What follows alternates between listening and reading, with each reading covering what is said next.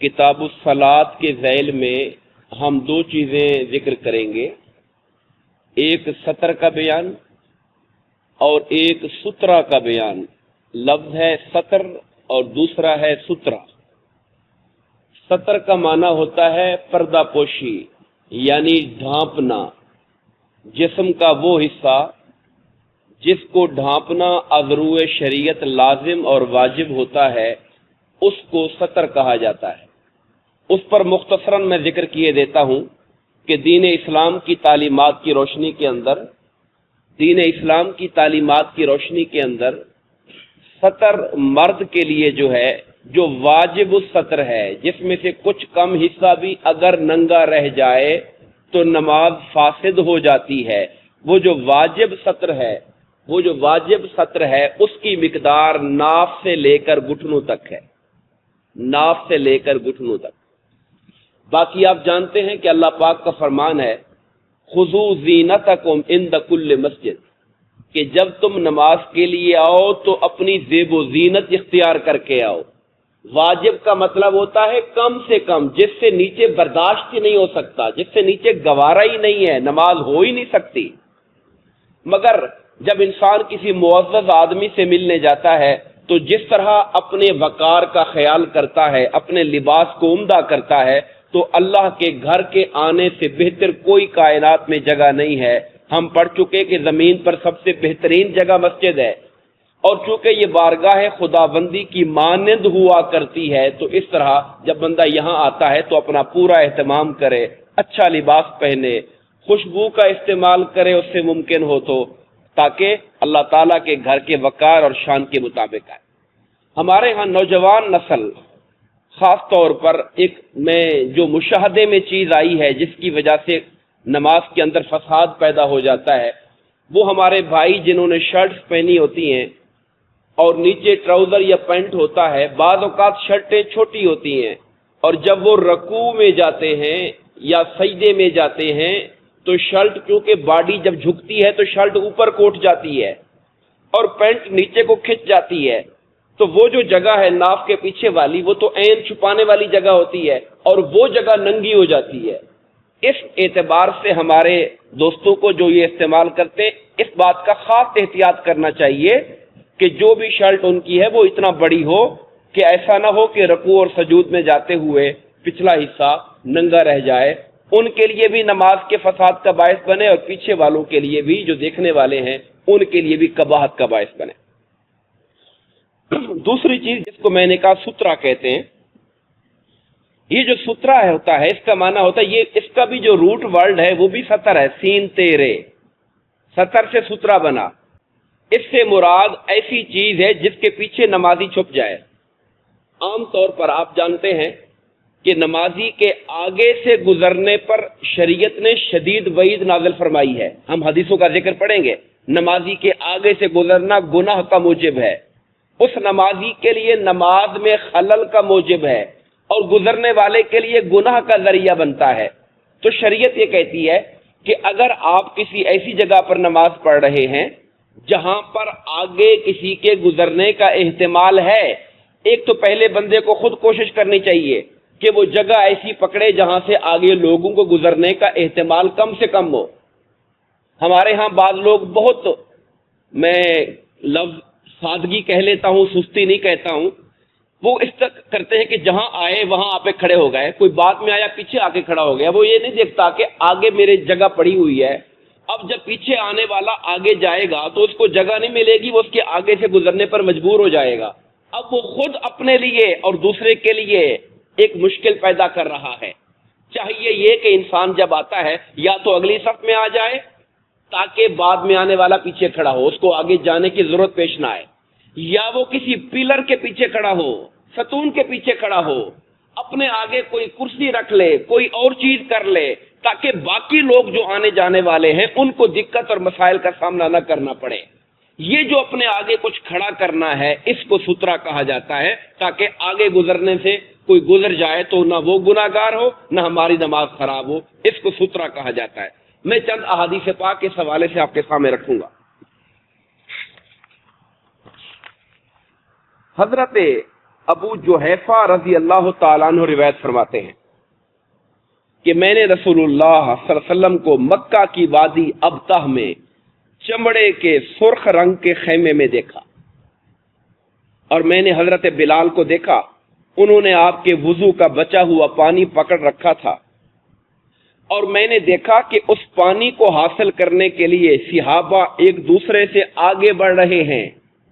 آقا نے وضو فرمایا ہوگا، اور وضو سے جو پانی بچا تھا وہ حضرت بلال کے ہاتھ میں تھا، وہ مشکیزہ ہوگا یا لوٹا ہوگا، کوئی چیز ہوگی، تو صحابہ کرام آگے بڑھ بڑھ کے حضرت بلال پر پڑھ رہے ہیں کہ تھوڑا پانی ہمیں دے دو، یہ آقا کے وضو کا بچا ہوا پانی ہے، تھوڑا پانی ہمیں دے دو۔ صحابہ اوپر زور لگا رہے ہیں حضرت بلال پر۔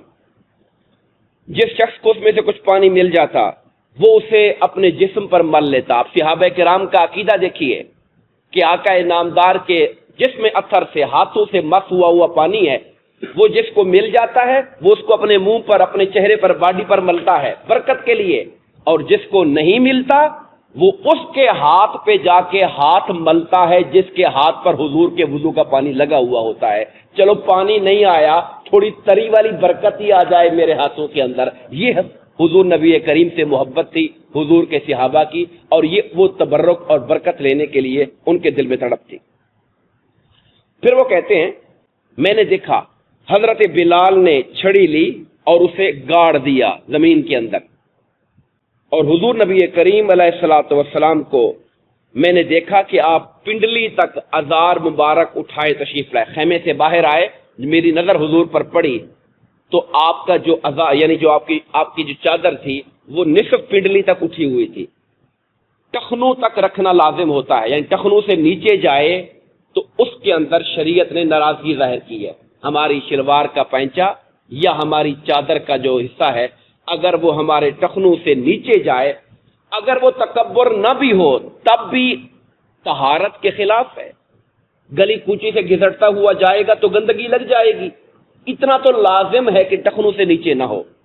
باقی آقا کریم علیہ الصلوۃ والسلام بعض اوقات اسے نصف پنڈلی تک بھی اوپر کر لیا کرتے تھے۔ یہ حضور نبی کریم علیہ الصلوۃ والسلام کا طریقہ ہے کہ آپ ٹخنوں سے لے کر نصف پنڈلی تک اس کو کہیں نہ کہیں پر ایڈجسٹ کر لیا کرتے تھے۔ بعض لوگ ہمارے ہاں اس کے اوپر تھوڑا سخت فتویٰ لگا دیتے ہیں کہ جناب وہ تو بندہ جہنمی ہو گیا جس کا نیچے چلا گیا۔